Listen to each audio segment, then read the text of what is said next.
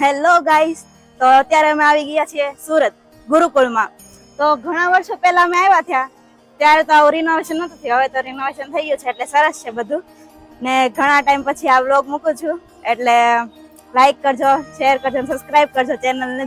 Channel પર નવા આવ્યા હોય તો ચાલો આપણે જોઈએ, દર્શન કરીએ.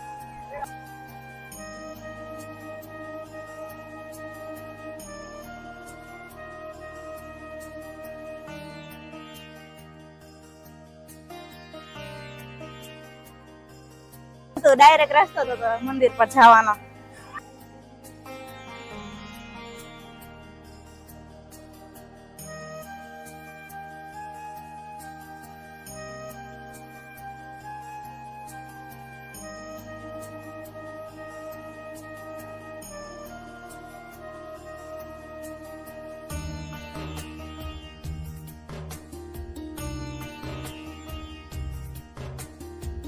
તો અત્યારે તમે જેટલા અહીંયા કળશ જોઈ રહ્યા છો તેમાં એક ભગવાનની મૂર્તિની સ્થાપના કરેલી છે. તો ચાલો તે ભગવાનને આપણે દર્શન કરીએ. તો અહીંયા સૌ પ્રથમ છે ગણપતિ.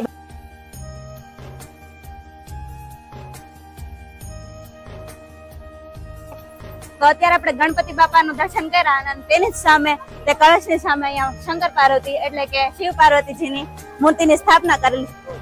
જો અમે પેલા અહીંયા આવ્યા હતા ત્યારે આવું બધું નહોતું, આ બધું આમ અલગ જ થઈ ગયું છે. તો અમે પહેલા આવ્યા હતા એના ફોટા તમારી સાથે શેર કરશું. ચાલો દર્શન કરીએ અહીંયા અત્યારે. તો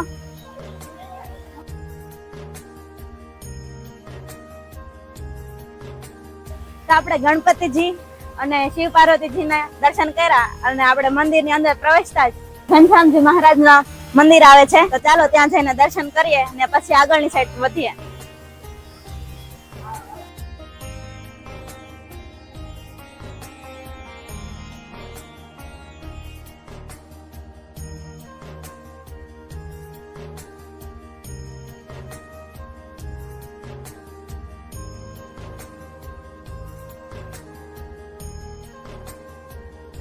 અહીંયાનું દ્રશ્ય એટલું સરસ છે બોલવા માટે શબ્દ જ નથી.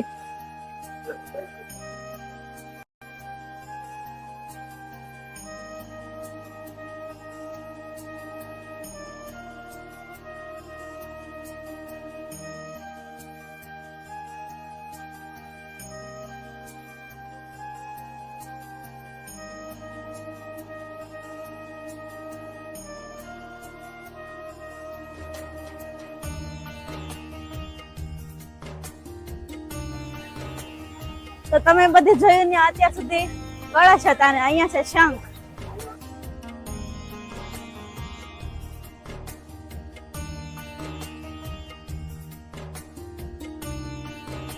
તો અહીંયા રાધા કૃષ્ણ, પછી ઘનશ્યામ લાલા અને લક્ષ્મીનારાયણજીનું મંદિર છે. તો બેઝિકલી અત્યારે બે ભારો અને મારા કાકા કાકી ને બધા અહીંયા આવેલા છે. આપણે ગુરુકુળ કે ને ત્યાં તો અત્યારે મેં જોઈએ તો કે સામેની સાઈડ અત્યારે ખુશી હોય શું બોલવું એ ડિસાઈડ કરે છે.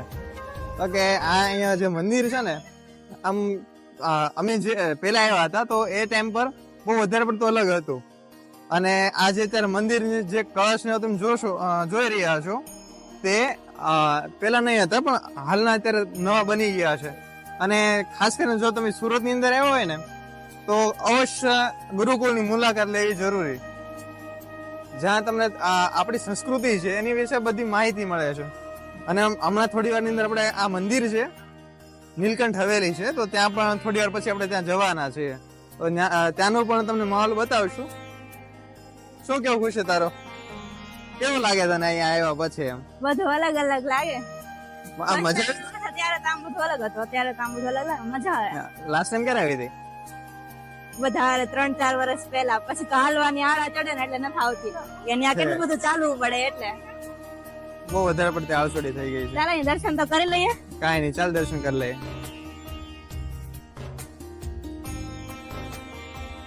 તો આપણે અહીંયા દર્શન કરી લીધા ને હવે જઈએ છીએ આપણે મેન મંદિર તરફ. તો ચાલો ત્યાં જઈને દર્શન કરીએ. તો રસ્તાની અંદર આ ગાર્ડન આવે છે તે મસ્ત છે.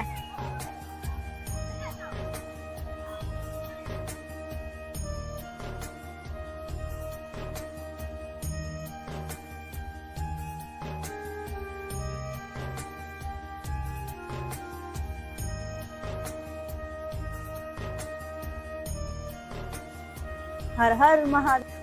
તો તમે અહીંયા નાસ્તો ન લાવ્યો હોય ને ભૂખ લાગી હોય તો અહીંયા નાસ્તાની સ્ટોલ છે, ત્યાંથી તમે ટોસ એવું બધું મળી રહેશે, સોડા.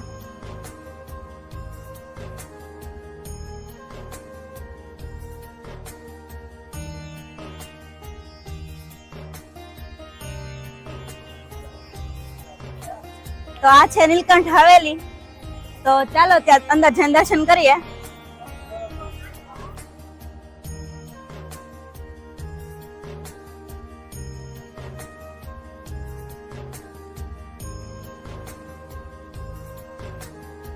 પંખો કેટલો મોટો છે.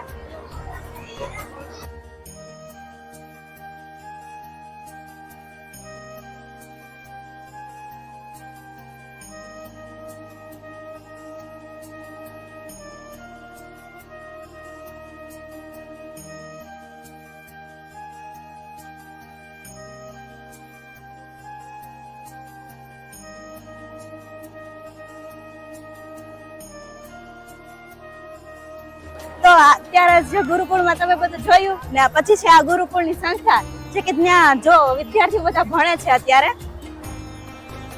બહુ ગરમ લાગે છે બહુ ગયા છે.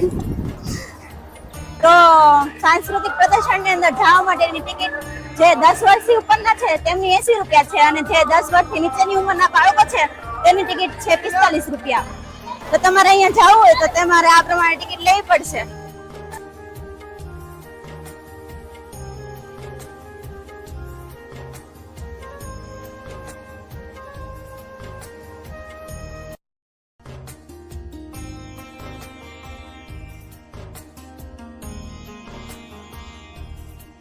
ટિકિટ લઈ લીધી અને પછી અહીંથી જાવ